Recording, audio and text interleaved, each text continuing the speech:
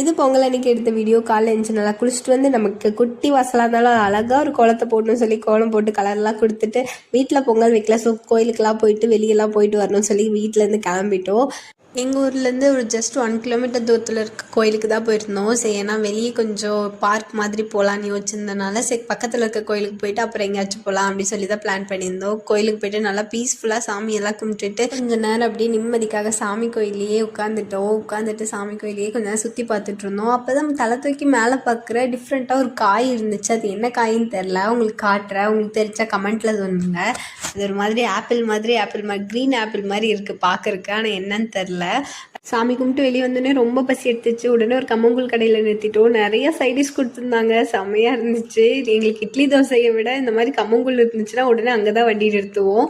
அதுக்கப்புறம் கொடிவேரி போகலான்னு தான் பிளான் பண்ணியிருந்தோம். கொடிவேரி ஃபால்ஸுக்கு உள்ளே போயிட்டு ஜஸ்ட் பார்க்கில் கொஞ்சம் நேரம் விளையாண்டுட்டு பாப்பாவெல்லாம் விளையாட வச்சுட்டு கூட்டிகிட்டு வந்துடலாம் அப்படின்னு சொல்லிட்டு நாங்கள் எல்லாம் ஃபுல்லாக என்ஜாய் பண்ணிட்டு வீட்டுக்கு கிளம்பிட்டோம். கொஞ்சம் நேரத்தில் வீட்டுக்கு போனோடனே மதிய சாப்பாடு ரெடி ஆகிட்டு இருந்துச்சு. அம்மா வீட்டில் வந்துட்டு அப்பளம்லாம் பொரிச்சு காளான் கிரேவி, காளான் குழம்பு, தயிர், ரசம் அப்படின்னு ஃபுல்லாக ரெடி பண்ணியிருந்தாங்க.